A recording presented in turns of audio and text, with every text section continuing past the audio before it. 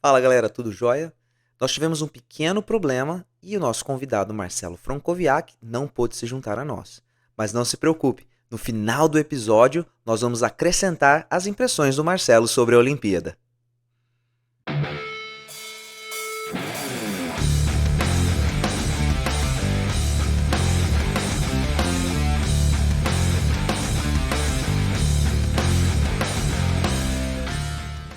Fala galera, beleza? Seja muito bem-vindo, seja muito bem-vinda ao Set Point Podcast, o canal que fala de voleibol, liderança, construção e gestão de times e muito mais. Meu nome é César Feijão Benatti, eu tô aqui com meu brother Peter Bristotti. Tudo bem, meu irmão? Fala Feijão, fala galera, bora falar de voleibol, Olimpíada e muito mais. É isso aí. Hoje a gente tem um episódio mega especial com dois convidados mega especiais também, que já participaram aqui do nosso podcast. E hoje a gente vai dedicar um episódio inteiro para falar de Olimpíadas, para fazer uma análise do voleibol nas Olimpíadas, para fazer uma análise de alguns fatores aí ligados ao voleibol olímpico e fazer algumas projeções. Então, se segurem nas cadeiras que vai ser muito legal. E a gente tem dois convidados super especiais aqui, grande Paulinho Milagres e Marcelo Francoviac. E eu já vou começar aqui, ó. Vou fazer a primeira pergunta já. Eu vou começar com o Paulinho. Paulinho, você Diga, viu como é Feijão. que foi a estrutura das Olimpíadas? Teve um formato diferente em relação às Olimpíadas passadas. O que você achou desse formato novo com três grupos? E fazer menos jogos. Como é que você vê aí o voleibol olímpico nesse novo formato? Fala, Seja muito Feijão, tudo bem-vindo bem? aqui. Muito obrigado por participar, velho. Obrigado. Um abraço para você, Feijão, para o Marcelo, Peter. Bom, vamos lá, para a gente ir direto. Você é um cara que, antes de tudo, você, até quando está de férias, você está trabalhando. Eu sei que hoje você vai sair um Manda pouco ver. mais cedo, vai fazer uma viagem aí com a família. Mas para a gente ir para a questão, ficou um pouco mais perigoso, né? Ficou perigoso esse novo formato aí. Então, para quem está só assistindo, tá tudo certo. Eu, como telespectador, achei legal, mas acho que se eu estivesse trabalhando em uma das seleções, a sua chance ali é muito. O tiro que já era curto ficou curtíssimo agora. Então, achei bem perigoso. E se fosse para eu estar lá, acho que eu preferia o formato antigo, hein, Feijão? Será? Porque esse novo formato são três grupos e classifica os dois primeiros de cada grupo e os dois melhores terceiros colocados, né? E antigamente eram dois grupos de seis e classificavam os quatro primeiros de cada grupo. Então realmente ficou um pouquinho menor, menos jogos, né? São dois jogos a menos e com certeza é mais perigoso. Tem que performar, é, não dá para pensar, tem que performar tudo, todos os jogos tem que performar bem e a classificação, né, não depende, não cruza um grupo contra o outro, né? A classificação sai de primeiro a oitavo, né? Que também é um Exatamente. fator importantíssimo. Exatamente. A gente acabou de jogar o último campeonato africano, Ruanda, tanto no masculino quanto no feminino, o formato foi esse, de dois grupos. E assim, a gente fez um jogo muito bom na primeira fase e acabou até saindo em segundo do grupo. Mas se tivesse saído em terceiro, o caminho seria mais curto, a gente teria passado nas quartas de final. Saindo em segundo, na teoria ficou um pouquinho melhor, a gente conseguiu fazer semifinal e depois disputa de terceiro e quarto. Mas assim, Uhum. pensando numa equipe não protagonista, né? Uma equipe que não é favorita à medalha, eu preferiria o modelo antigo. O modelo antigo tem mais chances de você se recuperar, né? Tem mais tempo, mais jogos, então dá para Tem, tentar manda ver. Pedro.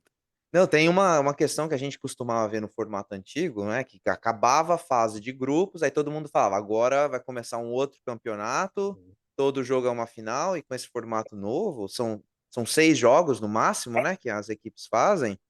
E não sei, acho que depois dessa Olimpíada, acho que esse discurso vai mudar para, em vez de agora é um novo campeonato, vai mudar para todo jogo é uma final, são 6 finais. A gente já É viu verdade. alguns treinadores falarem isso, né?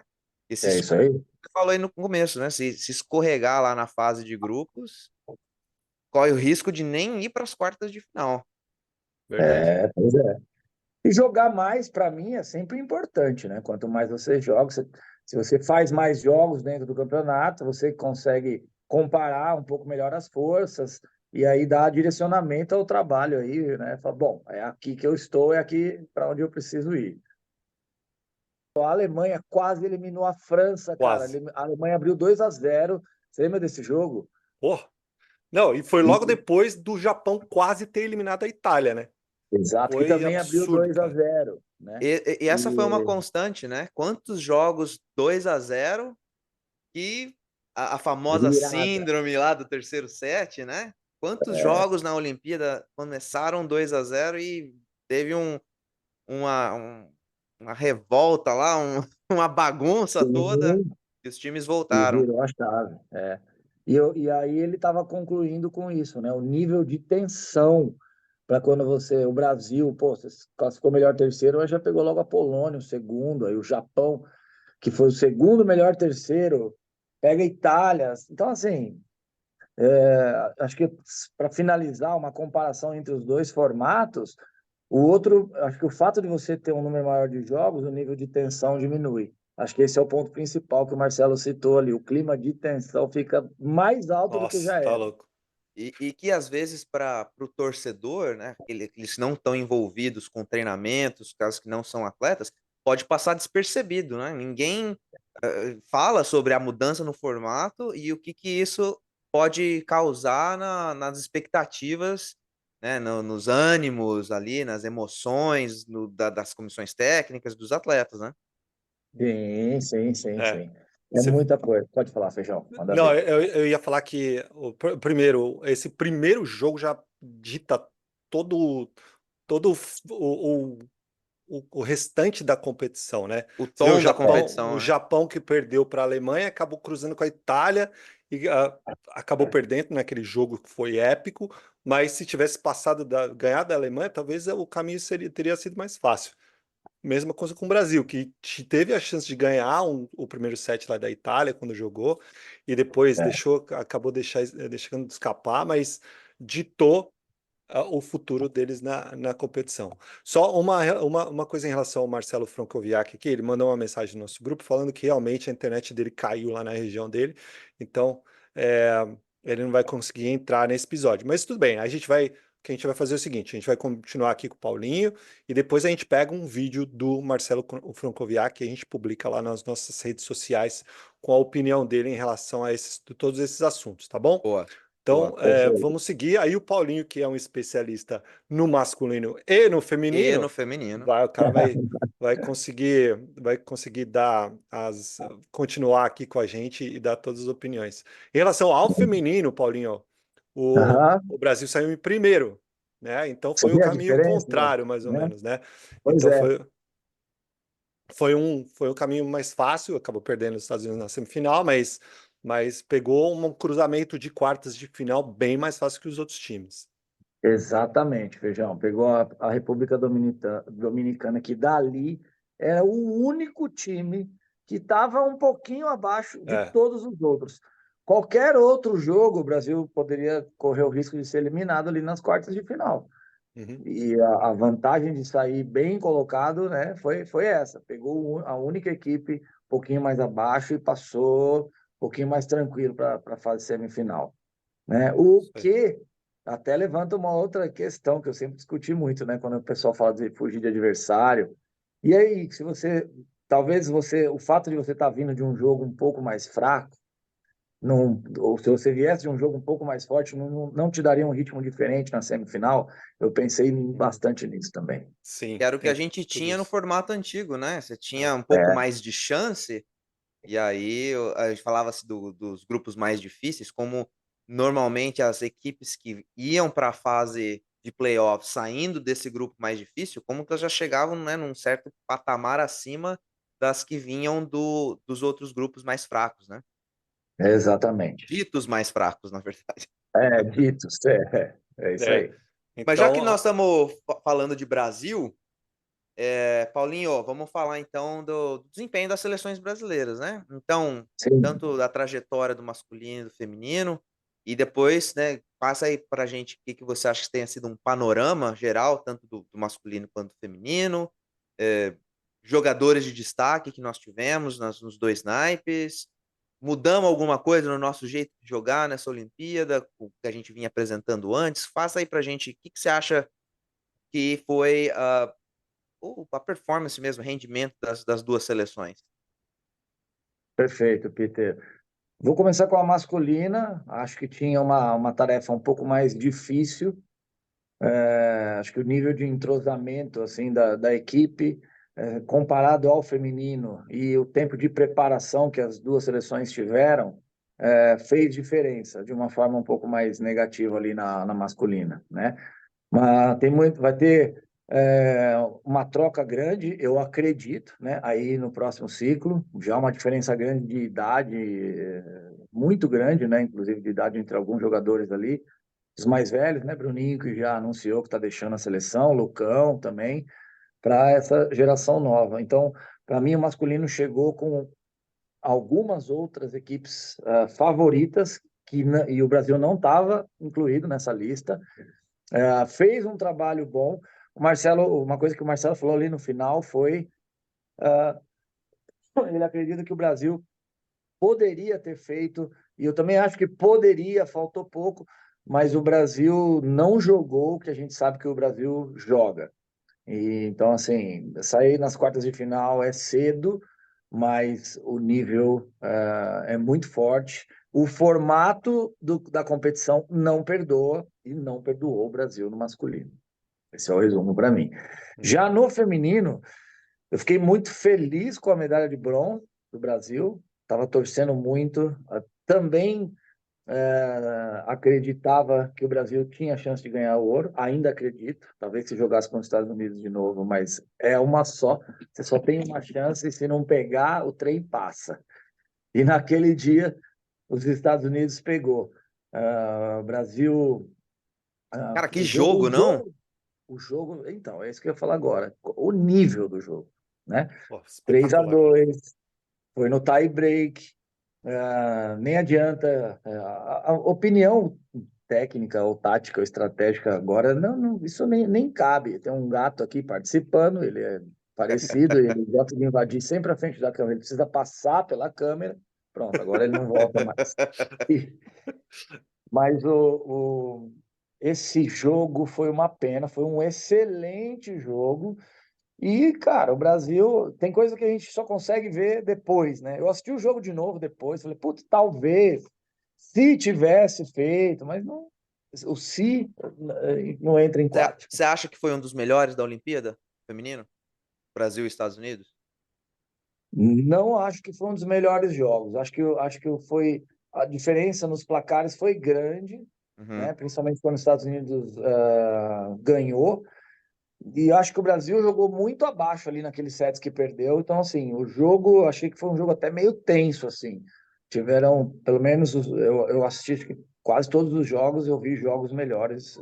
Ele não entraria na lista dos meus top 3 melhores jogos da Olimpíada, Eu né? Não concordo. sei se... Eu concordo. Eu É, concordo.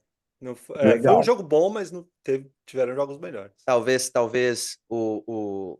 nos sets que nós jogamos abaixo, nós demos Aham. chance para os Estados Unidos encaixar o jogo ali e algumas atletas estavam realmente inspiradas naquele dia. O jogo dos Estados Unidos É, encaixou muito bem, diferente da final com a Itália, né? exato. A gente sabe que se você der Passei. espaço para confiança e para agressividade, elas aumentam muito e aumenta muito rápido isso durante a partida. Então, o time que fica acuado e naqueles 2 momentos ali deu uma acuada, assim, os Estados Unidos ganhou muita confiança e jogou com essa confiança do primeiro ao último set. Isso acontece muito com a gente. Certeza que já aconteceu com você e já aconteceu com o Feijão também. A gente tem jogo que mesmo quando a gente está ganhando, liderando o placar e o jogo pode estar 2-0, 2 sets a 0 ou 2-1, você ainda está com aquela sensação de que o outro time está jogando melhor. Isso não acontece com vocês? Nossa, Acontece, lógico. Pô, nossa, direto. muito, muito. E voltando lá para as nossas seleções, quais são os seus destaques individuais, tanto masculino quanto feminino?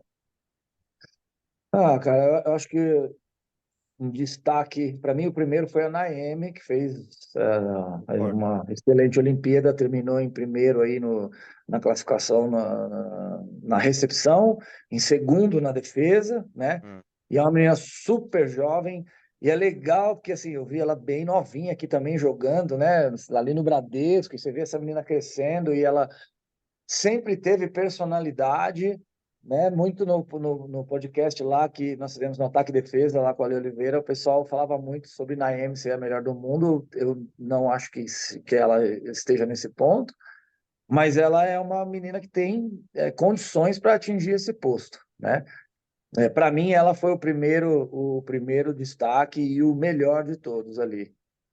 E o time, cara, o time do Brasil é um time que todo mundo é importante, né? E uma outra coisa que é importante destacar também foi como os Estados Unidos marcou a Gabi, né?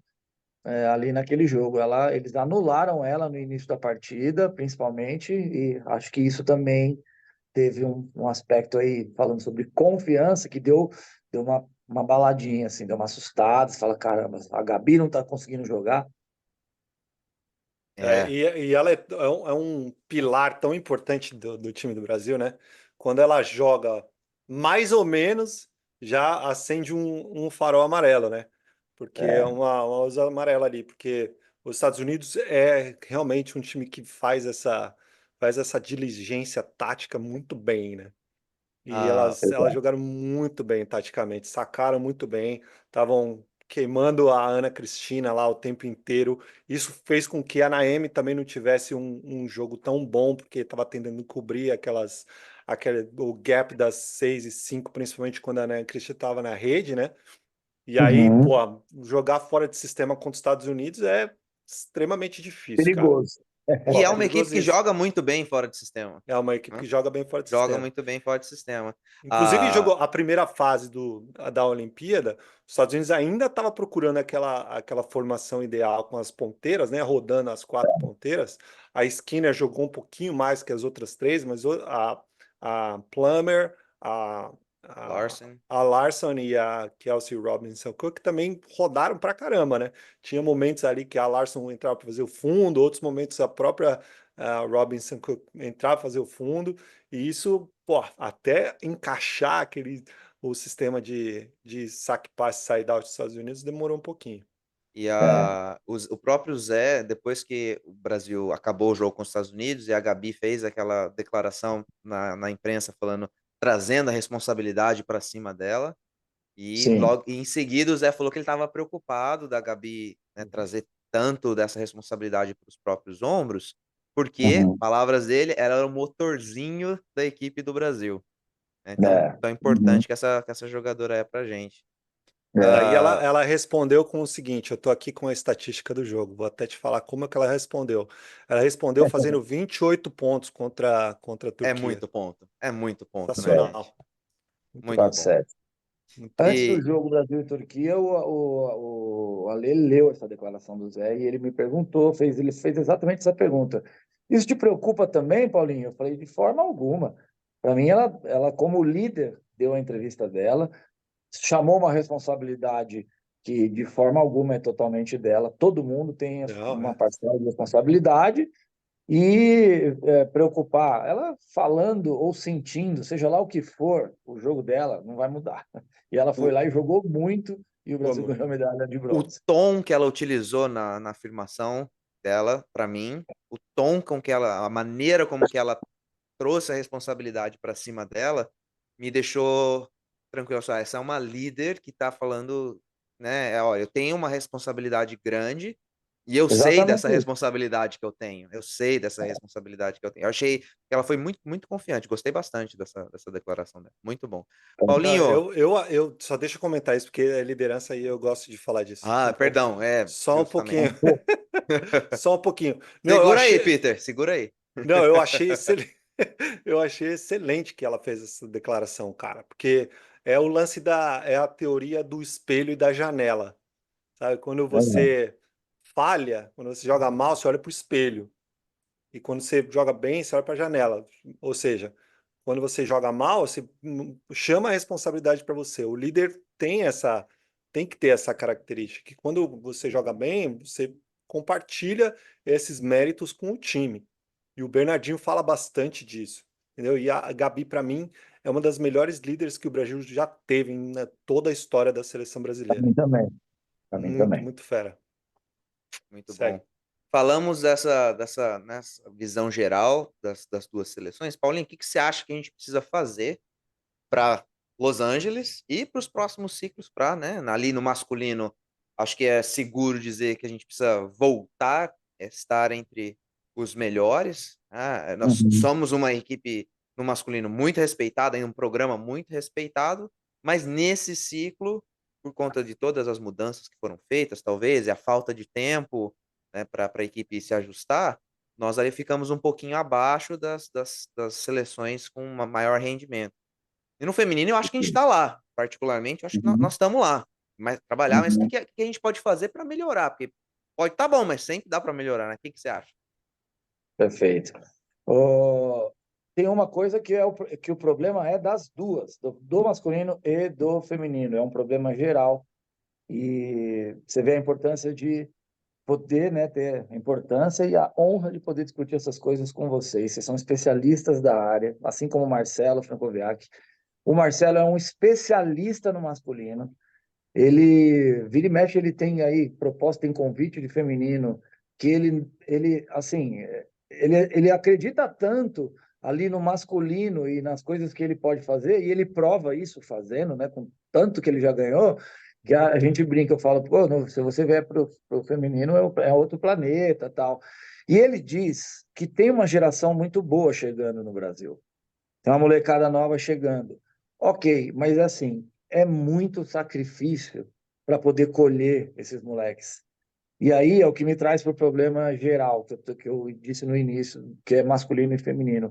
A gente precisa olhar para o investimento nas categorias de base. Eu nem vou aqui explicar para você o quanto isso é importante, o porquê que a gente precisa fazer, mas a gente precisa criar um modelo. Criar um modelo. Tem gente, tem, porque o país é um país, o Brasil é um país muito grande, tem muita gente. Então a gente está moendo a cana para tirar um copinho, e a gente poderia ter um galão. E a gente tem bons atletas pelo trabalho que é feito, mas a gente poderia, por que não, ser como os Estados Unidos? Eu pergunto para você, Peter e Feijão que estão aí, quantas seleções americanas vocês acham que teria nível para disputar os Jogos Olímpicos, o mais difícil de todos? Quantas seleções vocês acham que teria no mesmo nível? De fora, eu imagino no mínimo umas 3.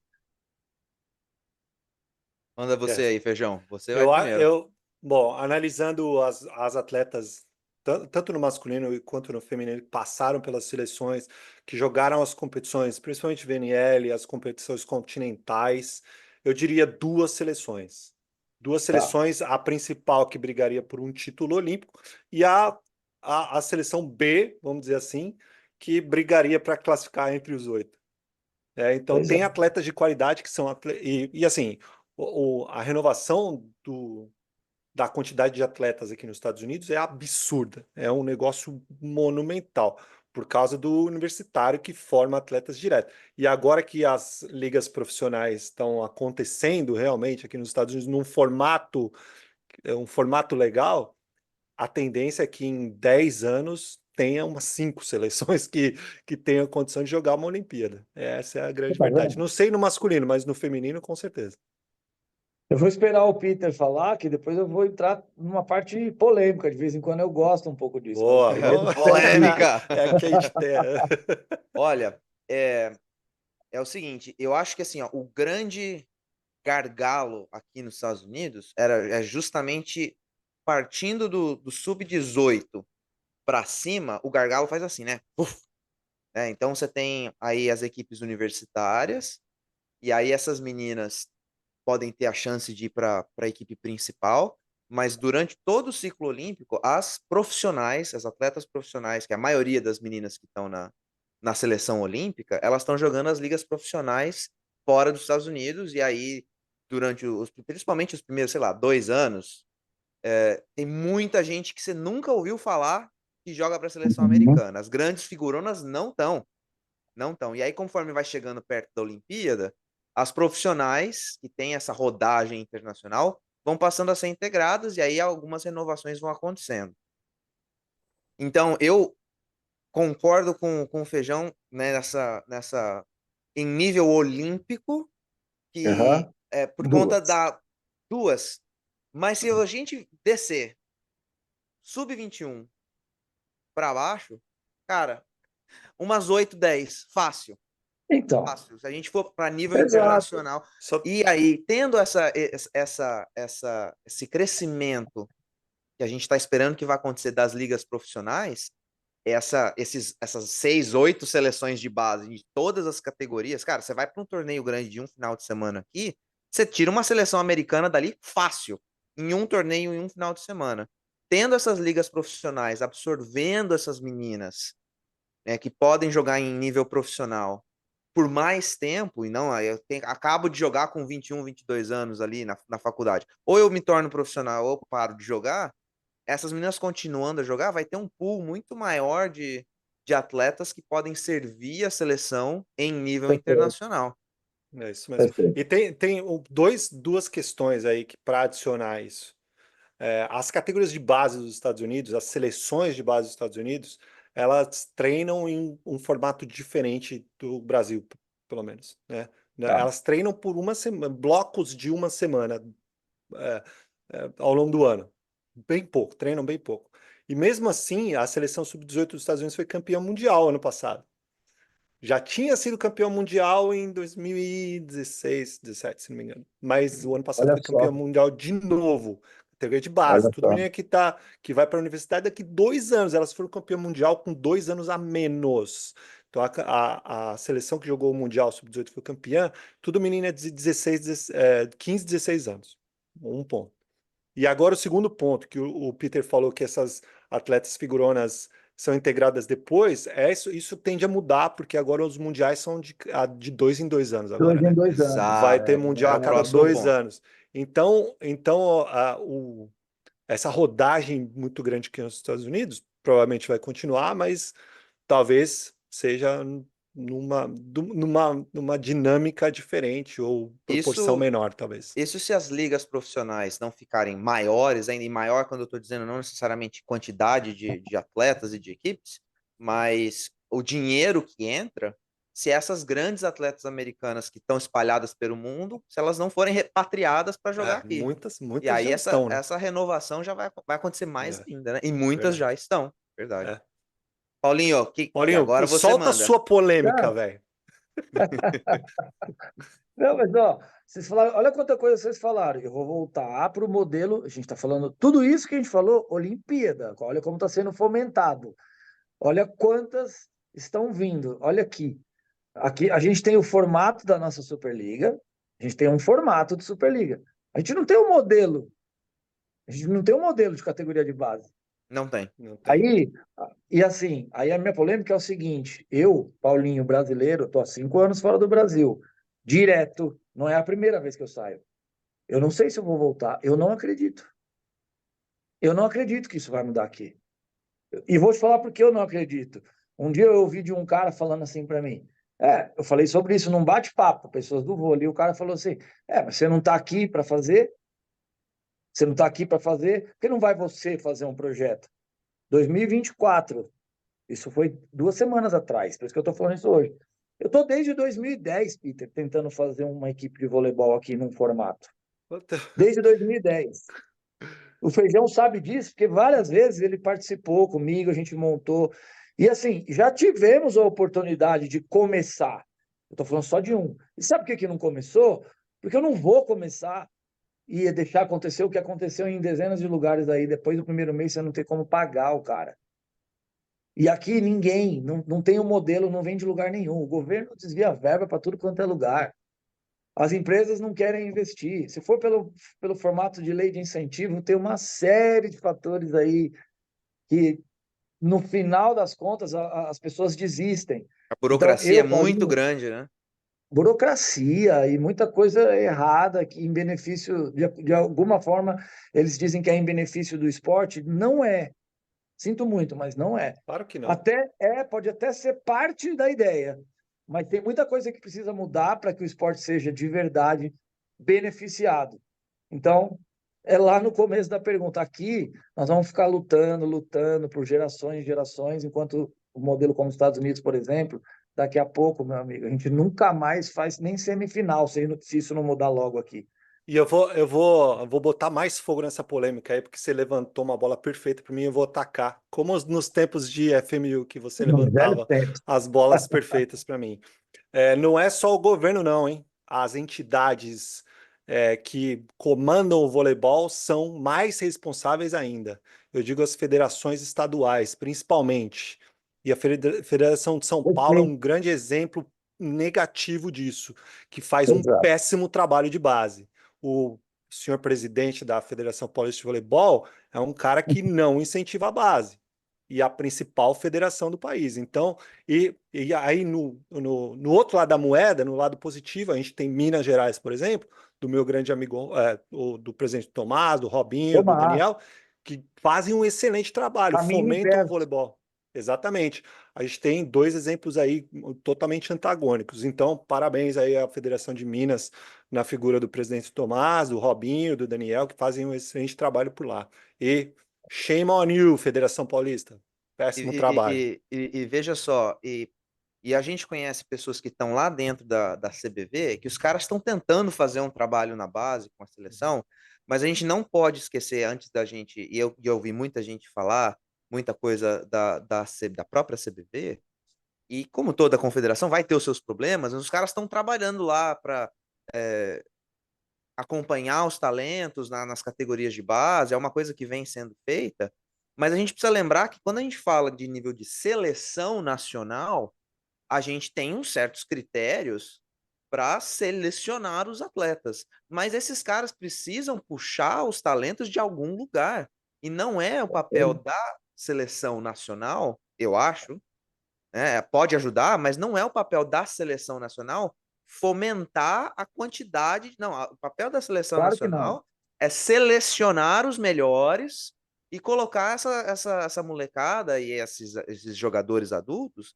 em condições de competir internacionalmente. Né? Quem tem que massificar o esporte são as entidades aí que o Feijão falou, dar acesso para as crianças, da condição, ter o reconhecimento financeiro do profissional que trabalha Perfeito. com esses projetos, porque senão o cara não consegue se dedicar.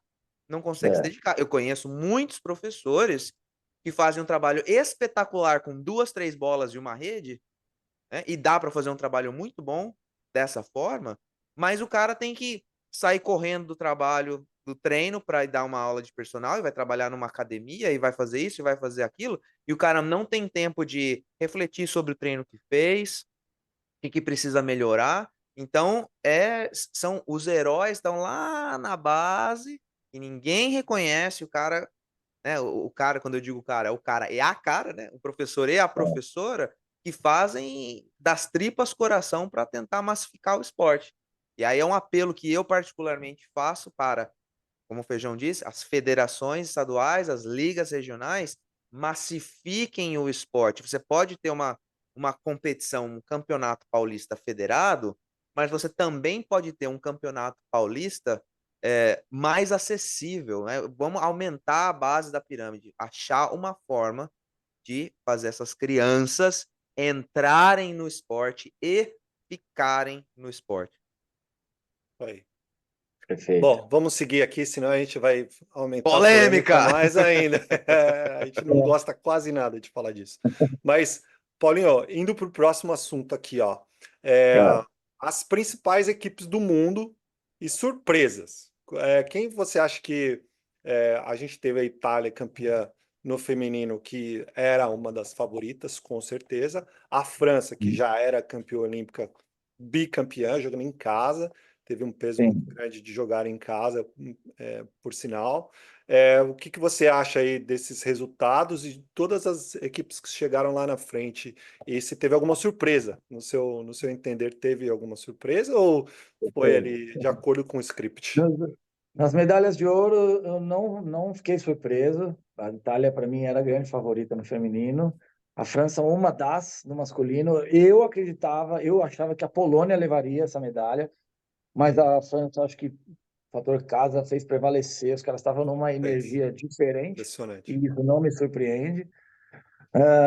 Me surpreendeu um pouquinho os Estados Unidos chegar da maneira como chegou, jogando o que jogou e eliminar o Brasil. Isso me surpreendeu um pouquinho. Eu No fiquei masculino ou no feminino? Porque ele no eliminou feminino, nos dois, né? né? Pois é, nos dois. Não, no feminino, no feminino. Feminino. No masculino, não. No masculino, não. Nada de surpresa. Nada de Certo. surpresa. Uhum. E teve algum lance de rivalidade aí que você achou interessante durante as Olimpíadas? Você que fez as lives lá com a Ale, acompanhou os jogos de perto, de maneira bem profunda e complexa, você viu alguma rivalidade sendo desenvolvida, alguma caindo ou levantando um pouquinho mais? Como é que você vê isso?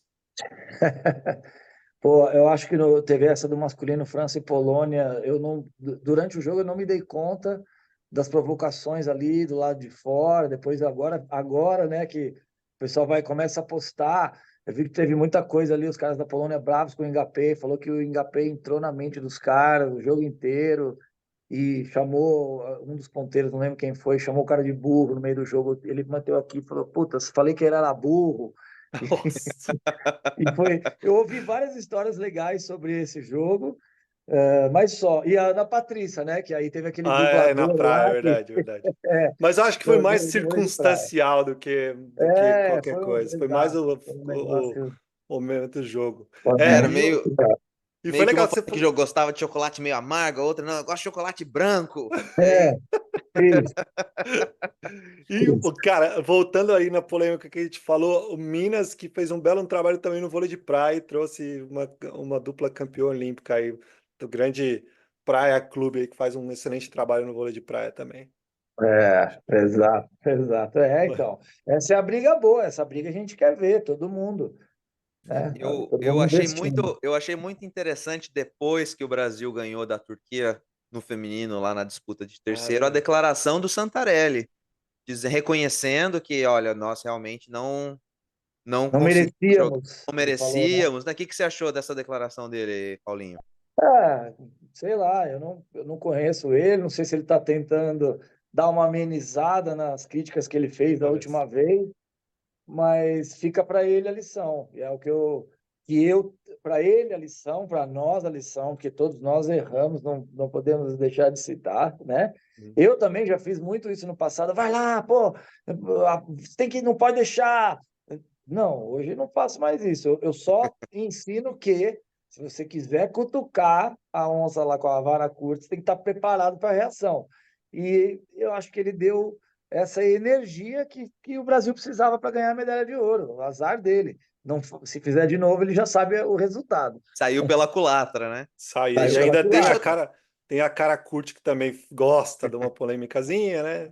É, deixa eu falar uma coisa para vocês aí, polêmica. A Itália, no feminino, foi para a primeira final olímpica, se não me engano.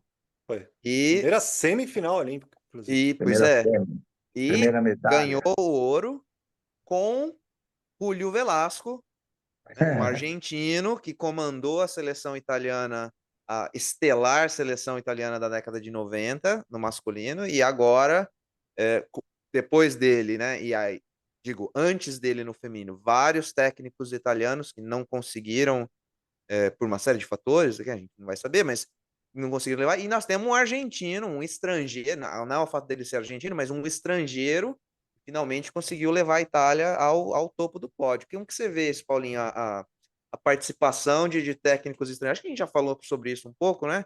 Mas Sim, a participação dos técnicos estrangeiros tendo sucesso. Né? perfeito. A gente falou sobre isso, mas não dessa forma. E vamos lá, vamos polemizar. A gente já está fazendo isso. Deixa eu entrar aqui e vou puxar um pouco a sardinha para o meu lado para chegar onde você está falando, tá? Primeiro, eu falei ali que eu tento montar uma equipe desde 2010 e eu gostaria de fazer um sonho. Eu não vou fazer uma coisa mais ou menos. Eu tive a oportunidade de trabalhar com vários desses técnicos aí, de perto do Zé Roberto, por exemplo, como as pessoas que trabalham comigo também. Quantas oportunidades o Feijão já não teve, o Luiz, que está indo comigo para o Peru. O Roberto, preparador físico do Pinheiros, um dos melhores preparadores físicos do Brasil, já trabalhou com o Zé Elias, já trabalhou com o Fábio Correia. A gente tem um grupo para construir e montar uma equipe e brigar, beleza? Tá, vamos chegar lá. Eu vou falar uma coisa, eu gostaria de ter uma oportunidade num time forte, um time grande. Uma oportunidade. Porque, assim, até hoje, eu sempre trabalhei, mas eu nunca peguei um time de ponta. O melhor time que eu peguei até hoje foi o Pinheiros. Pinheiros é campeão da Copa do Brasil, tá? É Copa do Brasil. É só você olhar o ano, como é que foi. Único título nacional do Pinheiros. E aí, o Stefano Lavarini, que é um dos melhores, eu acho que tem vários técnicos bons, mas eu acho que tem técnicos que precisam. Eu estou falando de mim e vários como eu. A gente quer uma oportunidade ali no topo da pirâmide. Tá? Porque a gente tem muita gente boa aqui e muita gente boa em todos os lugares do mundo. Aí depende do empenho de cada um. O primeiro jogo do Lavarini, o Minas, era um dos melhores times da Superliga. Não lembro se foi campeão naquele ano ou não, mas chegou aqui o primeiro jogo dele com o time completo, foi contra a gente, Pinheiros, no Minas, e nós ganhamos dele de 3-1. Então, no confronto Lavarini, eu nunca perdi para o Lavarini. Vou colocar dessa forma. Mas aí depois veio o outro italiano, que também ganhei. Então, assim, os caras são bons, mas a gente também é bom. Sim. A gente também é bom. Mas a polêmica, onde eu vou entrar com a polêmica, vou fazer até uma pausa para o Feijão soltar aquele corte depois. A polêmica é o seguinte: o italiano fala, todo mundo, em vários lugares do mundo, nós somos os melhores do mundo, nós somos isso, nós somos aquilo. Primeira medalha de ouro da Itália. Primeira medalha de ouro. Tô errado, Feijão? Tá certo. Tá. É a primeira medalha. E se o técnico italiano fosse tão bom e fosse o melhor do mundo, não precisava ter levado um argentino para ganhar a Olimpíada. Mas Então, teve um mas italiano sendo campeão olímpico com a França. porra, Feijão, beleza. É exatamente isso. É uma mistura de coisas. É. Teve um Não, mas italiano. eu tô concordando com você, porque o lance da globalização dos técnicos, e, cara, acontece, e a gente Do é muito esporte como bom. um todo, A né? gente, cara, eu acredito que o técnico brasileiro está na primeira prateleira de qualidade, né? Porque a gente vê muitos. Eu falo porque tem uma porrada de brasileiro aqui que é melhor que muito americano, entendeu? E aí eu vejo o seu exemplo, que você é um baita de um técnico. Aí tem muitos outros exemplos por aí. O César Douglas, que está na Itália, o Rizola, que está no Peru, você que está indo para o Peru, que tá na seleção de Ruanda. Entendeu? Então, Exato. cara, a gente não deve absolutamente nada. Talvez a gente perca um pouquinho mais na questão de falar menos línguas, a gente tem menos oportunidades, porque talvez a gente não fale tantas línguas contra outros técnicos, a gente Não não acho que é esteja isso, viu, Feijão? geograficamente. Eu não sei, tem uma porrada de coisa aqui, eu também não sei. Ó, aquela hora você falou que eu levantei para você, você levantou para mim a bola agora. Eu vou atacar a bola agora. E você levantou para mim. O Gianni, sim, foi campeão. E por que que o Gianni é técnico da França? Porque o Qual é Bernardinho o saiu. currículo? Mas assim, qual o currículo do Gianni como treinador? O Júlio Velasco, eu entendo, o cara é uma lenda, um baita de um treinador. E eu não estou dizendo que eu sou contra o técnico, o ex-atleta virar treinador. E, de novo, eu vou puxar a sardinha para o meu lado, porque é importante levantar essa questão. Hoje em dia, Feijão, o cara tem uma medalha de ouro, o cara vira técnico, cara. É só ter uma medalha de ouro no peito. Tem gente que não estuda o suficiente para merecer uma posição dessa. Eu quero lembrar que eu não tenho medalha de ouro, eu não sou o Jeane, eu não sou o Giba, eu não sou o Ricardinho. Mas enquanto todos esses caras estavam jogando, aos 19 anos de idade, eu parei, não importa o motivo, porque eu queria me dedicar a estudar para me tornar um dos melhores técnicos. E isso é uma coisa muito dura. O Jane foi campeão. Mas se tivesse dado para você a França, você não teria a chance de ganhar a medalha de ouro? Você teria a chance. Quero Eu teria. acreditar que sim. Eu teria. Eu teria. Mas eu não vou ter a mesma chance do Gianni, porque o Gianni é o Gianni. Então vai. Eu entendo o seu ponto, totalmente. Pode ser que eu tenha, mas eu vou precisar correr um caminho aí de mais uns 15 anos ainda. Difícil.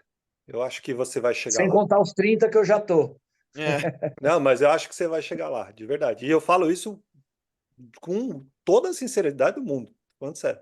Deus quiser, a gente está lutando para isso. A gente trabalha, se atualiza. Nós estamos na luta para buscar um time de ponta.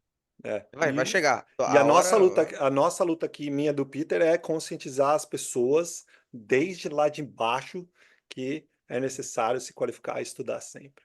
É isso Você aí. Que é precisa um dos fazer, pontos da você sua, precisa da sua fazer fala. um trabalho de excelência independente de onde você está, com as condições É que isso você aí. tem. Boa.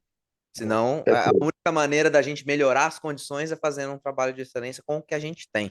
Uhum. Ah, Exatamente. Paulinho, vamos, já que a gente estava falando dessas polêmicas todas e falamos de técnicos, vamos falar então agora dos atletas, assim, ó, considerando todos os atletas de todas as seleções, quais para você foram os grandes destaques, tanto no masculino quanto no feminino? Nós já falamos alguns aqui, né? Nós falamos de Naemi, da Gabi, você falou do Ngapé, quem mais? Perfeito. Perfeito. Ah, vamos lá. Vamos começar pelos dois times campeões olímpicos. França, dois levantadores, Brizard e Impressionante. Tuiuti, o nome dele. Tony Uti? Impressionante o nível. Tony Uti, Olha, muito Toniuti, o impressionante. nível dos caras. O nível dos caras. Então, assim, você teve momentos no jogo que a França ganhando substituiu o levantador e o jogo ficou pior para o adversário. É verdade. Olha o nível que os caras chegaram, Impressionante.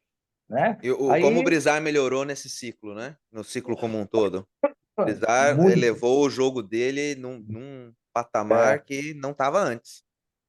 eu acho que o patamar de entendimento, principalmente nesse setor de distribuição, acho que era uma coisa que ele.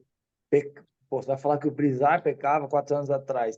Talvez um, dois erros, mas é 25, 23, né? Não pode Verdade. acontecer. E muito agressivo, né? Eu acho que um dos levantadores mais agressivos da Olimpíada é Bloqueia pra cacete também. bloqueio, ataque de segunda. É, Acho que para mim, no completo, masculino, um dos levantadores mais agressivos da Olimpíada. Se não o mais agressivo.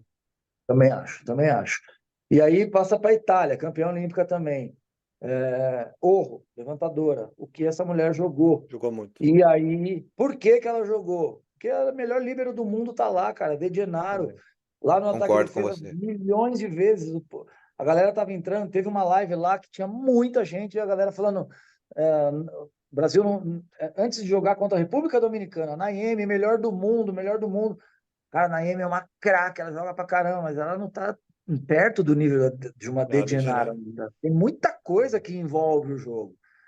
Então, assim, todo mundo. O Egonu foi MVP da Olimpíada, Aí certo? ele não comeu a bola. E, Fala. então, não tem o que falar, mas olha como o passe chega e olha como a O distribui o Não, jogo. sem dúvida, sem A, dúvida. a De É Gennaro, bom, é bom a gente sair do óbvio, da análise óbvia, né? A De Gennaro talvez, e aí eu tô arriscando aqui dizer que talvez as pessoas não no Brasil, né? Não, nós não falamos Aham, tanto dela por duas razões. Um, que nós vamos puxar a sardinha pro nosso lado sempre, né? Mas sim, assim, do sim. ponto de vista técnico e de análise, a De Gennaro, se a gente observar, quantas jogadas espetaculares ela precisou fazer comparado Aham, com ela estava lá onde a bola ia. A capacidade de leitura daquela mulher.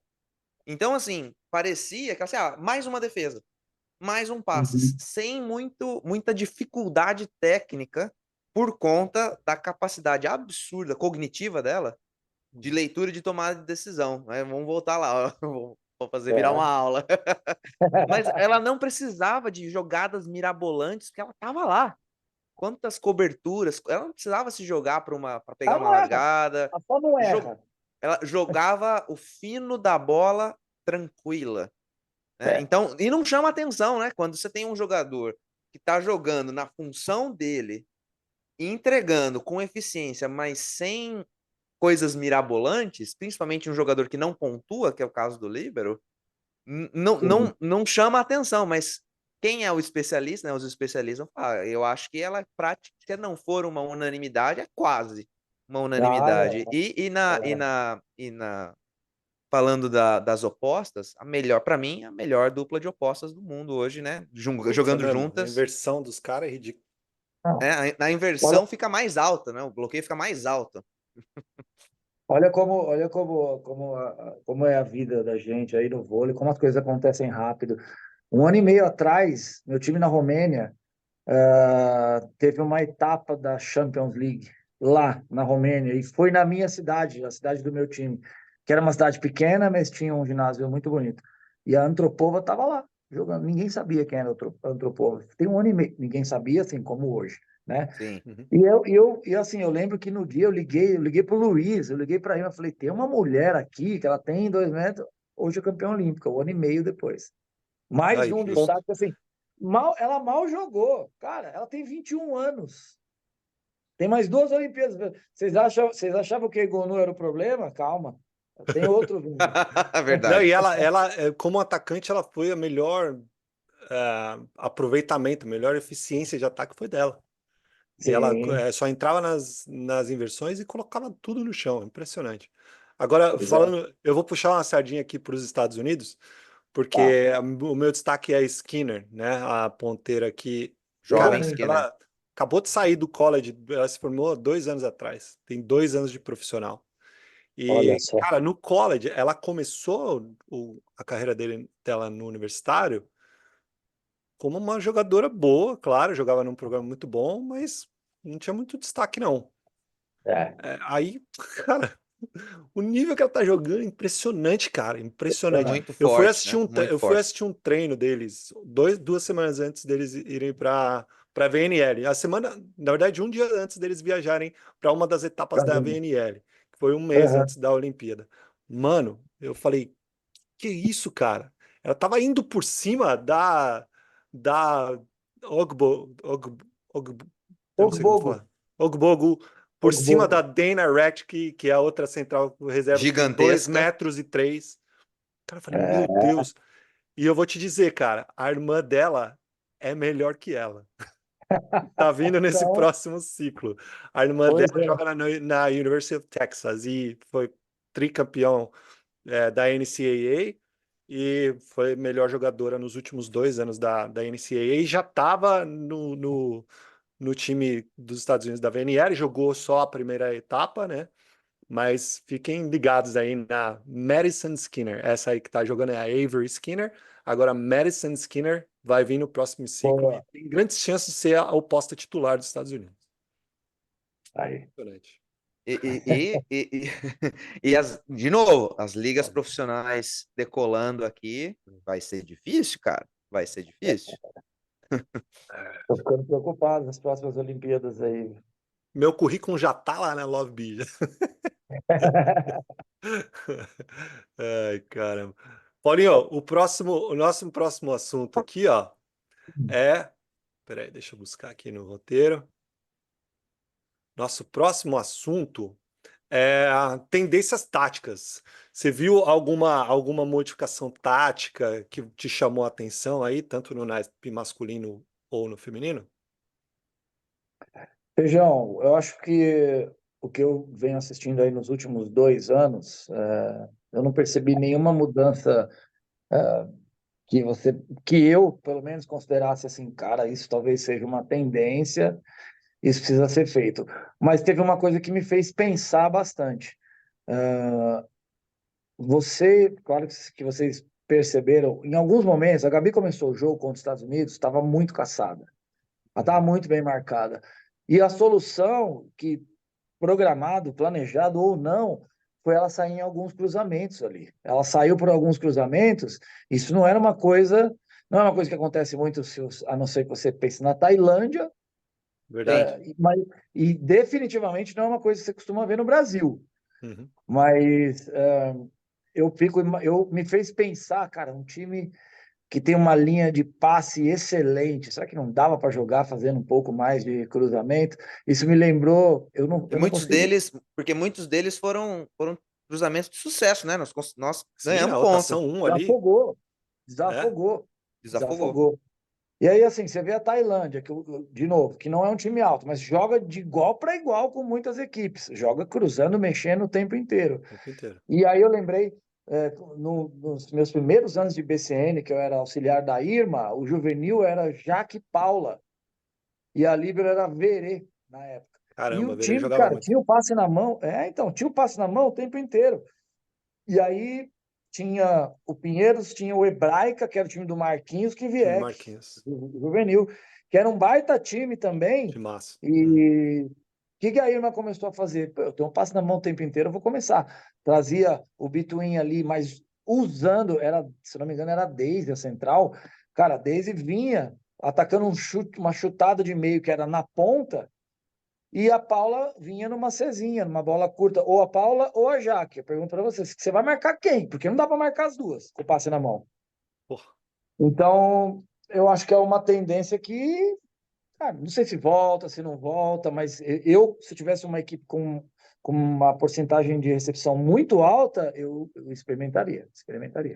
Não, e é legal que você, com o jogo veloz que existe hoje, você pode combinar esses dois elementos, né? Esses Pois cruzamentos é. com velocidade, que é o que você citou do cruzamento da Gabi, ela fazia em duas situações que me chamam a atenção. Uma between, quando ela estava na 5 e vinha para uma bola cezinha no meio, e a E a Thaís ou a central, Carol, era a É. Thaís que estava jogando na rede 3, né? nessa rede era a É. Thaís. Aí ela vinha numa between e. é, não, era a Carol. Enfim, independente de quem seja a Agora você central. me pegou também. Não, acho que Mas eu, nessa passagem era a Carol, mas Eu acho que era a quando Carol. na É. rotação 1, né, quando a sim, levantadora estava na posição 1, era a tinha Thaísa. Então a Dito da Thaísa ia na China ali. China e a, É. a Gabi vinha numa Uma meia no meia meio, no só que era meio. uma meia no meio bem acelerada. E Rapidinha. era excelente, muito legal. Não, esse foi um elemento bem bacana que me chamou a atenção também.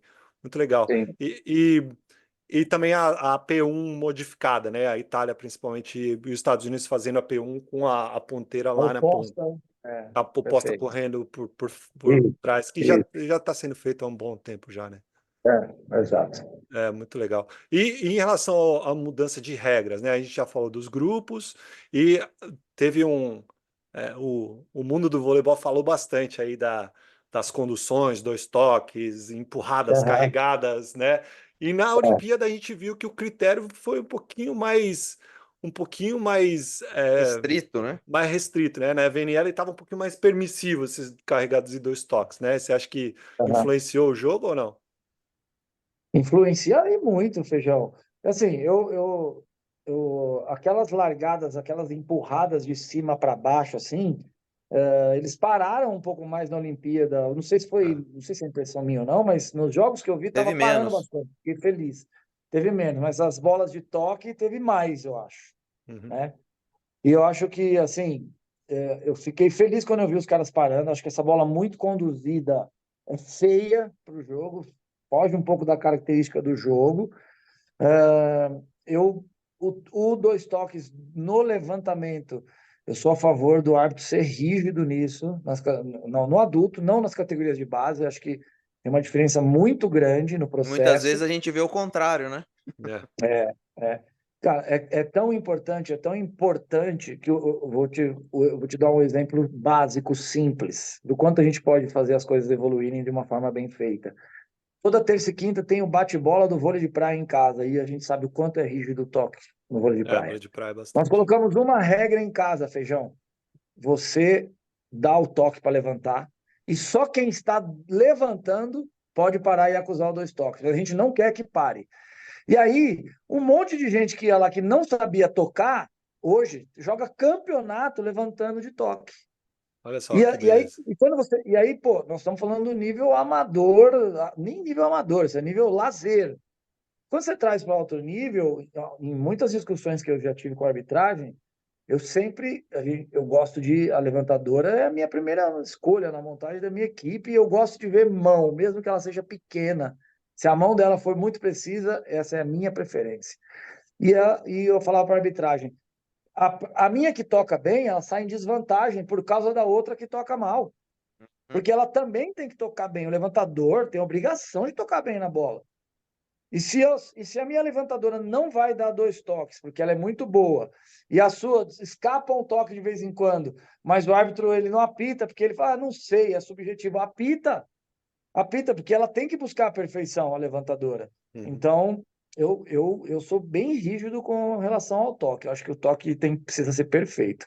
Você manter o critério para os dois lados, né? Principalmente nesse Exato. caso que você está dizendo. Se a tua toca bem e a minha toca mal, o critério tem que ser para os dois lados da rede, né? Então, Perfeito, perfeito. Essa é a conclusão. E se né? ele não tiver critério, quem toca bem sai em desvantagem. Sai em desvantagem, sem dúvida. Eu achei que na VNL eles deixaram o jogo correr mesmo. Muito. Eu acho que foi até de propósito para fazer Eu acho também que foi de um propósito. teste e tal, para ver o que ia rolar, mas devem ter recebido bastante crítica porque realmente estava bem permissivo. Aí na Olimpíada deu um pouquinho mais de restrição. E aqui uma informação interessante, aqui nos Estados Unidos esse ano, eles baniram dois toques. Não vai ter dois toques no campeonato universitário. Então, No segundo contato, né? no segundo não vão apitar dois toques. Tá. Vamos ver como é que vai ser. Depois, daqui uns 6 meses eu te falo aí o que deu. Mas não vai ter o dois toques se essa bola não for viada para outro lado da rede, né? Isso, Se for uma exatamente. preparação de Uma ataque, não preparação, vai chamar. Para mim, Acho que sem vai ser um ver, teste. já tô adorando a ideia sem ver acontecer. Porque eu acho que esse lado emocional, essa pressão emocional na hora que vai tocar, ela acaba. Acaba, Ela exatamente. acaba. E Mas aí, toca, pelo. toca, toca, vem a confiança. Exatamente. Mas pelo outro lado da moeda, você não vai priorizar o lado técnico do fundamento. Exato. Com certeza. Então vamos ver Mas o que vai acontecer. Não seria sei. O interessante essa técnico, regra por na favor, base, né? faça isso, né? Exatamente. Aí é uma questão técnica. Aí é uma É. questão de Isso. metodologia É porque técnica, né? assim, se Treinador. você não tem um toque bom, a levantadora que dá dois toques o tempo inteiro, a precisão do levantamento vai ser prejudicada daí, né? Vai. Então o problema. Se eu tenho dois toques ruins, o problema é da minha equipe. É isso aí. É isso aí, vai Exato. treinar. Eu acho que essa seria uma regra muito interessante para a gente aplicar na base também, né? Vamos ver como é que vai ser isso daí depois. Pois é. Mas eu tô interessado em ver como é que vai ser. Mas se a bola for dois toques para o outro lado da rede, aí eles vão marcar. Eles Aí marcam. a orientação Legal, é para legal. marcar. Tem um limite, é um É, limite justo. aquela bola toda torta, né? Eu vou mandar a bola para outro lado. Né, no terceiro contato, né? Se sair dois toques, aí não muda nada. Tem alguma conversa no nível de clube, Peter, em relação a isso? Não ouvi nada ainda. Não. Vamos Não, ver. eu acho que essas mudanças acontecem de cima para baixo, De cima né? para baixo. Vamos ver Mas o que vai assim, acontecer no clube. eu só vejo na base, como você falou agora aí, Paulinho, né?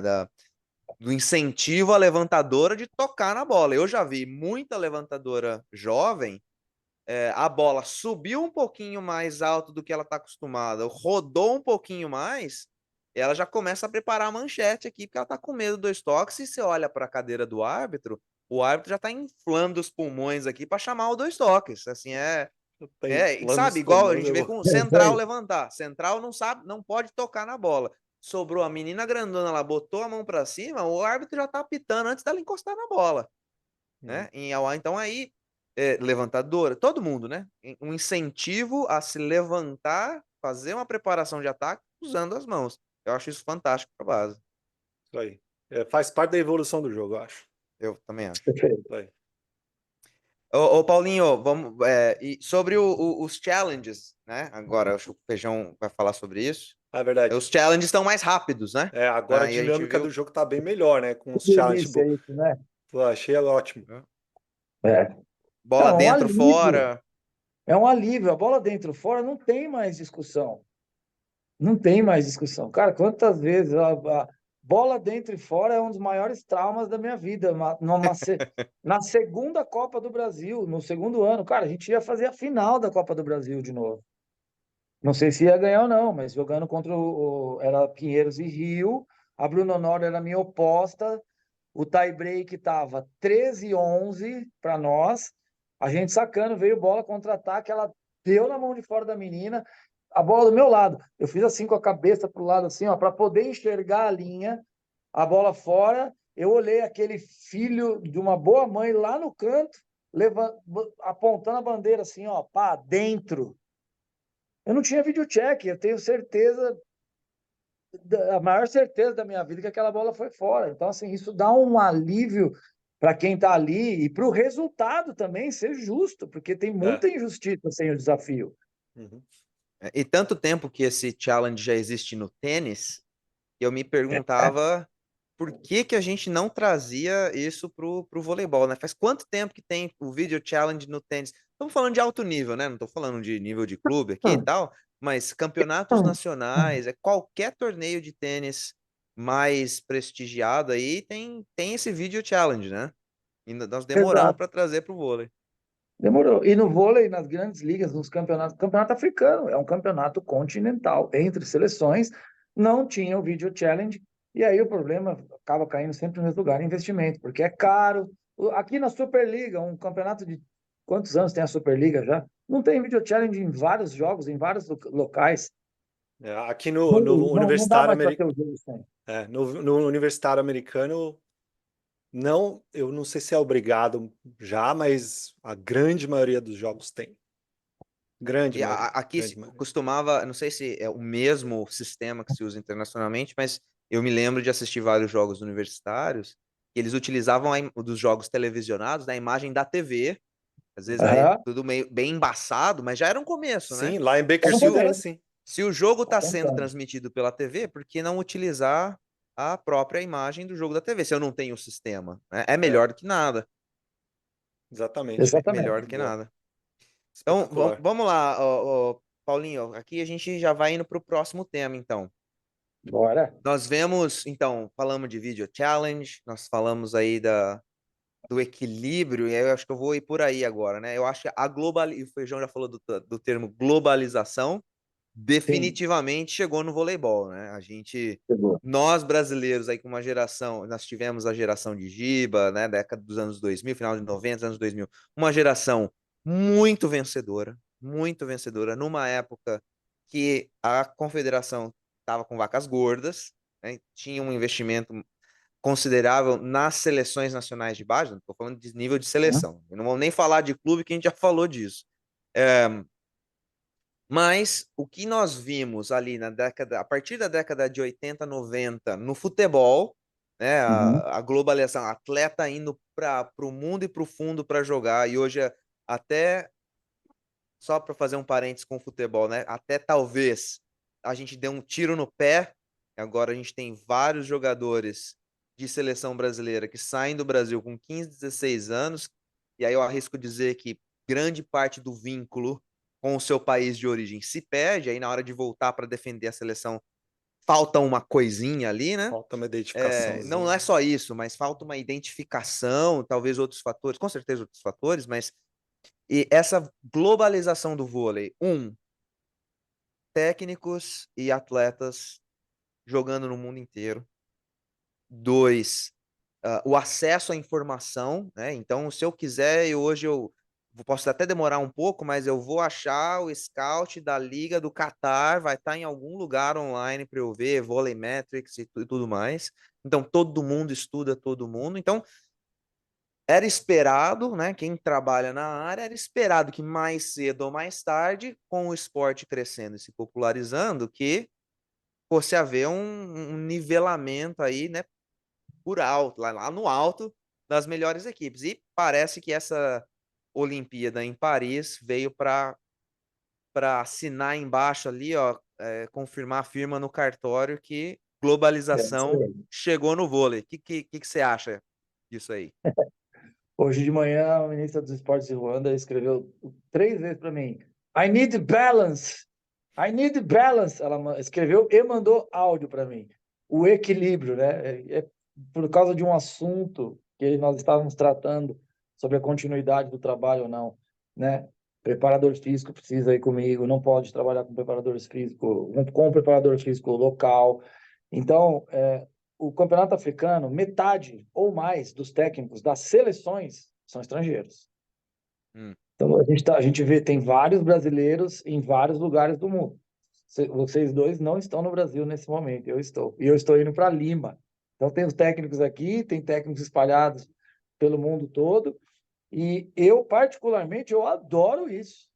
Porque eu acho que todo mundo tem o direito de crescer, todo mundo tem o direito de evoluir e sonhar, né, em chegar em patamares diferentes. E se todo mundo pudesse jogar ou se desenvolver no mesmo nível, no final das contas, o melhor trabalho seria o vencedor, né, pensando em resultado. E acho que uma coisa não tem como separar uma coisa da outra. Se você fizer uma coisa bem feita na base, o resultado vem também no futuro. Isso é uma coisa que me agrada bastante, essa igualdade, porque eu acho, de novo, é a comparação que eu faço quando eu falei ali atrás, quero pegar um time grande. Se todo mundo estiver no mesmo nível, aí eu vou ter que brigar pelo meu trabalho. Isso me motiva. É. E E, você mesmo falou várias vezes lá no podcast do Alê, do caso do Zé, né? Que vai para fora em um ano antes 2 anos. ano da Olimpíada, É, né? é, e também tem a questão, a gente teve a conversa com o Frolkoviak, nesse mercado, nesse mundo do voleibol globalizado, as oportunidades vão aparecendo para os técnicos e para os atletas fora do seu país de origem e é trabalho, né? Todo mundo vai aproveitar uma boa oportunidade de trabalho, pelo menos a maioria de é isso nós. aí. E aí o que É isso aí. acaba acontecendo é, se as oportunidades no seu país de origem não acontecem, então o que que vai acontecer? Nós vamos ter o êxodo de talentos. Isso não acontece só em outros mercados. O esporte, o voleibol é mais um mercado. E aí a gente vai É, reclamar, ó, o técnico tá fora, o atleta tá fora, não tá vendo a realidade. Mas por que que tá fora? Né? E o Marcelo falou pra gente, quando nós conversamos com ele, eu preciso pagar a conta, cara. Né? é, Então, quem que... exato. Pois não é? Se nós...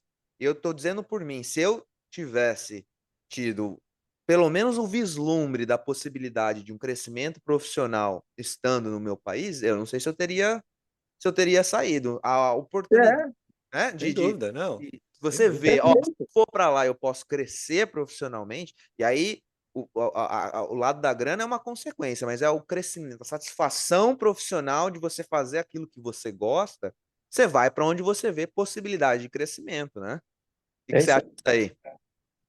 É, Perfeita exatamente. análise. Vai lá, Feijão. Foi Não, mal. não, não. Eu ia falar, não, eu ia falar que estava concordando com ele. Eu ia falar também que não tem mais bobo no voleibol.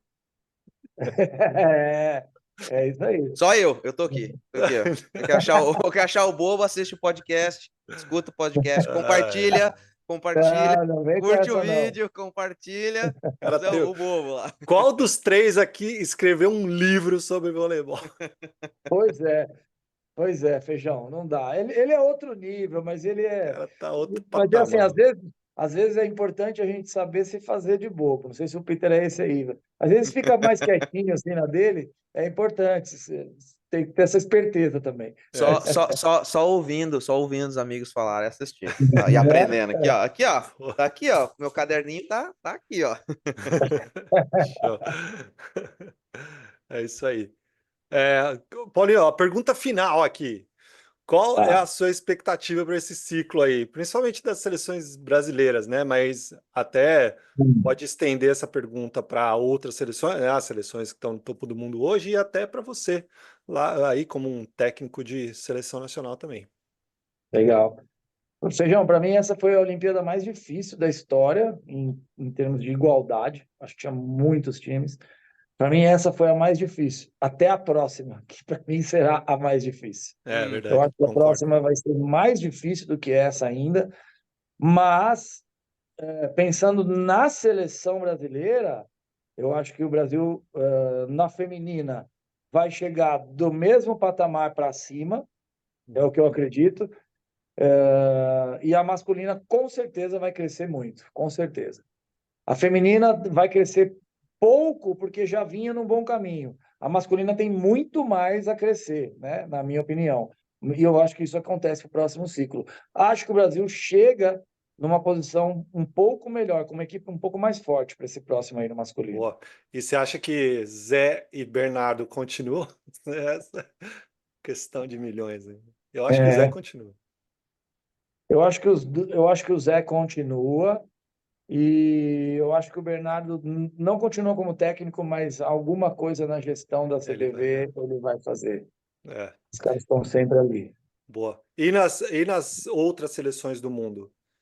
Vamos ver Itália por muito tempo aí no topo, tanto masculino como feminino. França já tem uma geração um pouquinho mais velha no masculino, talvez não chegue tão forte lá na Essa era frente. uma pergunta que eu queria fazer para o Frokoviak. É verdade, É, infelizmente. Mas a gente já que, Legal. pode gravar um vídeo. já que você falou da França, a minha dúvida e o meu questionamento é assim: nós sabemos, por exemplo, o trabalho brilhante que a Itália faz na base, tanto no Porra, masculino quanto no feminino. espetacular. Eu não tenho informação do trabalho de base na França. E aí a minha grande dúvida é: essa É, seleção multicampeã francesa é uma questão de projeto ou é uma questão geracional? Esse ponto de Bela questão. interrogação. somente Marcelo Francoviac pode responder essa A gente. pergunta, mas a minha observação é o time da Itália, que chegou no masculino, né? Que chegou ali como um dos favoritos. Faltou um pouquinho de experiência, porque você já reparou como é jovem essa equipe italiana? Muito Porra, jovem. Eu não espetacular. tinha me dado conta até a Olimpíada. É uma equipe muito jovem, então eu acho que é um time aí perigosíssimo para o próximo ciclo. E a Itália feminina, a mesma coisa. A mesma coisa. Tem a Egonu ainda, acredito que ainda jogue mais um. Se não jogar, tem a Antropova lá. Hum, E é a equipe a ser batida para mim, vai ser a Itália no feminino. É isso aí. Tá, a Itália masculina que é campeão mundial, inclusive, né? Atual campeão Certo. mundial. exato. É, Ah, exatamente. é espetacular, muito bom. E você, Paulinho? Aí a sua projeção. Tá indo para o Peru quando mesmo? Daqui uns Dia 2 dias, 21 eu 3? embarco, dia Daqui 21 eu 10 chego dias. em Lima, isso. A equipe se apresenta no dia 1º de setembro. Eu vou chegar antes, porque está tendo o Mundial Mundial Sub-17. Sub-17, verdade. Vai começar, na verdade, né? Acho que dia 18 as equipes se apresentam lá. E Isso. eu vou para dar A uma gente tá olhada gravando no. esse podcast dia 12 de agosto. Então, para quem ouviu Tá, depois aí, pode ser que já tenha acontecido. o Mundial é. É, Então, eu estou indo antes justamente para isso, para assistir esse Mundial Sub-17, para ver a equipe brasileira e as outras equipes, né, que estarão por lá. E Ruanda, agora só o ano que vem, tudo parado, né? Esse ano não tem competição, então, terminando a temporada no Peru, eu vou direto para Ruanda. Ano que vem certo. começa a nova etapa para classificatória aí para os próximos Jogos Olímpicos. Boa. Show de bola. Legal, velho. Muito bom. Então, pô, a gente fica por aqui, por esse episódio muito legal, analisando o voleibol nas Olimpíadas. Paulinho, de novo, novamente, muito obrigado, por todo o seu conhecimento, por disponibilizar esse tempo aqui para falar com a gente. Infelizmente, o Marcelo Francoviak não conseguiu participar por causa de problemas técnicos lá na internet dele, mas a gente vai pegar alguma declaração dele aí, talvez um vídeo, e colocar nas nossas redes sociais. A gente vê depois aí como que vai veicular isso aí. Mas, pô, obrigado, velho. Valeu mesmo. E, pô, boa sorte lá no Peru. Estarei acompanhando você e o nosso querido Luizão nessa nova empreitada lá no Alianza Lima. Perfeito. Obrigado você, Feijão. Obrigado, Peter, também. Mais uma vez por esse bate-papo descontraído, gostoso, mas com pessoas que sabem do que estão falando, com propriedade para poder falar. Gente que já escreveu o livro. Um dia eu quero chegar nesse Um dia a nível, gente chega né? lá, velho. Mas hoje eu chego, Feijão, hoje eu chego nas rodinhas de amigos e falo assim: se tem algum amigo que escreveu um livro, eu tenho. Eu Ó, tenho. Agora eu já. é só pegar a caneta e o papel e começar, cara. Mas com essa qualidade toda aí, não é tão simples assim. E tomara que vocês consigam gravar também um vídeo aí com o Marcelo, para ele fazer a análise, porque ele sabe muito. Principalmente, eu fiquei curioso agora com essa pergunta em relação à França, o que que vem, né, ali nas categorias de base, qual é o projeto ali, o que está acontecendo para o Verdade. futuro. E ele é um cara que eu respeito muito, admiro, e quando preciso de alguma solução, é um mentor que eu busco. E ele vai poder falar coisas que eu não tenho conhecimento para falar, porque ele é um Boa, pouco mais velho, um pouco mais experiente que nós, hein? boa. Isso aí. Muito bom, Paulinho, obrigado pelas suas colocações. Foi muito legal acompanhar você lá com a Lê, logo depois dos jogos, praticamente, né? Eu agradeço que vocês É, responderam as minhas perguntas lá quando eu mandei uma mensagem para valeu. vocês lá. Foi Eu, muito, eu, muito eu legal. cornetei bastante os caras lá. É, Foi legal. Foi Foi legal bom pra caramba. barato. muito, muito legal. E aí, Marcelo, conta pra gente quais foram as suas impressões sobre essa Olimpíada. Feijão e Peter, fica aqui os meus comentários em relação a essa Olimpíada, uma Olimpíada muito disputada, no nível masculino a paridade foi impressionante, eu tinha feito um post no meu Instagram falando das principais 8 equipes que poderiam ganhar medalha, acabei errando em relação à Argentina, acho que a Argentina, a última medalhista de bronze em Tóquio, decepcionou, sem passar da primeira fase, a Alemanha arrebentou e a gente nesse novo formato teve disputas muito duras já nas quartas, onde algumas surpresas ou mesmo confirmações do bom momento poderiam acontecer. A Alemanha que vinha de um bom momento já depois do pré-olímpico no Brasil, com o grande Grozer e com a nova geração surgindo, que quase ganha da campeã olímpica França. O próprio Japão que teve 4 bolas para fechar contra a Itália. Acho que a Polônia, enfim, passa das quartas depois de tanto tempo, tem essa medalha muito merecida, mas o impressionante o que a França está fazendo e ganhando esse novo título olímpico, confirmando em casa. Muito difícil sempre confirmar em casa, né? O Bernardinho sempre falava muito isso, e a França consegue fazer, o Brasil conseguiu fazer em 2016.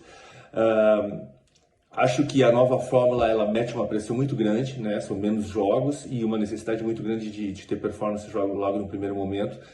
E essa classificação com primeiro contra oitavo, segunda contra sétimo, o Brasil acabou não sendo beneficiado, já enfrentou o vice-campeão olímpico na sequência e talvez com uma classificação um pouco melhor, poderia ter ido melhor. Acho que o ciclo foi muito difícil para o Brasil. O Bernardo e Rubinho e o staff assumiram um rabo de foguete, não tiveram tempo de trabalhar alguns princípios importantes que as equipes da primeira prateleira estão conseguindo fazer, que é uma agressividade muito grande no saque, uma consistência muito grande no saque e uma necessidade muito grande de reciclagem a partir da agressividade do adversário. Hoje nós estamos trabalhando no voleibol masculino com saques acima de 120, chegando a 135 km por hora, e naturalmente a recepção vai ficar fora, e essa segunda ação, seja ela do levantador, ou seja ela de qualquer jogador que estiver próximo da bola, ela precisa morrer próximo da rede para que exista a reconstrução, a reciclagem, né, o sistema de ataque e cobertura para se reconstruir. Em alguns desses jogos da Olimpíada nós tivemos pouquíssimas possibilidades do tal do passear, né? Então as equipes precisam aprender e as equipes do primeiro escalão estão aprendendo a jogar dessa maneira e nós ainda estamos atrás. Isso pressupõe uma adaptação à regra, porque os árbitros estão liberando essas ações de bolas empurradas, inclusive ataques com as duas mãos, e talvez no Brasil a gente vai ter que fazer isso já na nossa Superliga. É uma discussão que eu tenho muito com o Rubinho, há muito tempo a gente conversa muito sobre isso. O Rubinho conseguiu fazer magistralmente isso aqui na equipe que ele dirigiu aqui na França, e a arbitragem brasileira vai ter que se adaptar a isso, porque a arbitragem mundial está liberando, né? Praticamente não se apita mais 2 toques. A gente pode ter alguns questionamentos em relação à questão da técnica, mas é a realidade do jogo. E a gente agora vai ter a possibilidade, seja com o Bernardo, com o Rubinho, seja, enfim, com quem assumir a seleção brasileira, de uma possibilidade de renovação. Então, garotos que estão aí já na seleção pedindo passagem e que eu espero sinceramente que eles possam ter o tempo necessário, porque a gente tem um ciclo longo para preparar para Los Angeles. Em relação ao feminino, eu acredito que a medalha é muito bem-vinda. Lamento a atuação do Brasil contra os Estados Unidos, porque eu acho que a gente tinha a bola para passar e acho que nós faríamos uma final muito mais disputada contra a Itália do que foi a final. Parece que os Estados Unidos se contentou apenas em bater o Brasil e talvez tenha faltado um pouco acreditar. Algumas jogadoras do Brasil naquele momento ficaram um pouco abaixo, talvez a gente tenha jogado muito na 2 e na 4, um pouco pelo meio, mas acho que o resultado feito pelo feminino, ele ainda é um resultado de medalha, é um resultado de pódio. O Brasil se coloca entre os melhores novamente. Então a nossa escola é boa, Nós temos muito a dar para o voleibol mundial, mas hoje no masculino nós estamos na segunda prateleira. E é necessário que a gente reveja alguns conceitos e que a gente aplique isso nos treinamentos, que a gente guarde a nossa essência da Escola Brasileira de Voleibol, mas que a gente possa se reinventar. Já nos reinventamos tantas vezes, né, ao longo dos anos, e vamos fazer isso mais uma vez, esse esporte e a quantidade de gente que ama o voleibol e que tem perfil físico para fazer. Temos qualidade no nosso treinamento e vamos conseguir voltar ao primeiro escalão mundial. Tem uma correção a ser feita, a classificação do Brasil delicada, como primeiro, melhor terceiro, acabou fazendo a gente cruzar com os Estados Unidos e não com a Polônia. A Polônia tinha sido na Liga das Nações, né? E, enfim, a gente pegou uma carne de pescoço direto ali já, e isso devido à paridade, à dificuldade desse sistema classificatório. Enfim, talvez a gente com uma classificação um pouco melhor pudesse ter pego um adversário, mas todos eram muito difíceis, mas talvez a gente pudesse ter ido um pouco mais longe, uma semifinal. Marcelo, a França, no masculino, foi bicampeã olímpica jogando em casa. Conta pra gente o que você acha. Esse talento dessa seleção é uma questão de projeto ou é uma questão geracional? O sucesso da França, para mim, ele é geracional, né? Mas essa geração ela vem já de muito tempo aí fazendo resultados incríveis, Liga das Nações, World League, Campeonato da Europa, agora dois Jogos Olímpicos mas a formação francesa é muito interessante e só 2 jogadores centrais desse time jogam na França, o resto todo mundo joga fora, então eles são impregnados dessa cultura de jogar contra gente mais forte e mais potente fisicamente, digamos assim, e eles precisam aprender a se virar tecnicamente. A escola francesa é muito boa nisso. Aqui tem 5 divisões que pagam, por exemplo, né? Então você tem uma possibilidade de quantidade de jogos e de desenvolver uma cultura do jogo bem jogado, sabendo que não é uma população muito grande e que não tem praticantes muito fisicamente mais bem dotados que outros esportes como basquete, handebol, que são muito mais populares aqui do que o voleibol. Talvez isso mude agora com o bicampeonato olímpico. Então esses jogadores eles têm que aprender a tirar o máximo que eles podem de um controle técnico absurdo. E isso a gente vê na grande maioria da formação francesa, que é muito boa, e na cabeça desses jogadores que conseguem transformar a vida dos adversários numa coisa muito difícil, porque a bola não cai, né? Então, eu acho que isso é um mérito de uma mentalidade, assim como nós já tivemos o mérito da mentalidade de jogar rápido, com o Ricardinho, com o Maurício, de um sistema de bloqueio e defesa que sempre funcionou, quando o Bernardo assumiu. Então, a geração é especial, mas a cultura de trabalho que existe na França hoje, na formação, é interessantíssimo, e agora as novas gerações estão ganhando campeonatos mundiais e campeonatos europeus, né? São campeões do mundo no Sub-19, são campeões europeus no Sub-22, então vai durar. É isso aí, galera. Ó, eu vou só dizer aqui, ó, não se esqueça de se inscrever no canal, curtir o vídeo, compartilhar. E hoje eu vou falar antes do feijão, e volte para conferir o próximo. Volte que o próximo it's in English. So stay tuned. Galera, valeu, muito obrigado. Até o próximo. Abraço! Valeu, Feijão. Obrigado. Valeu, Peter. Valeu!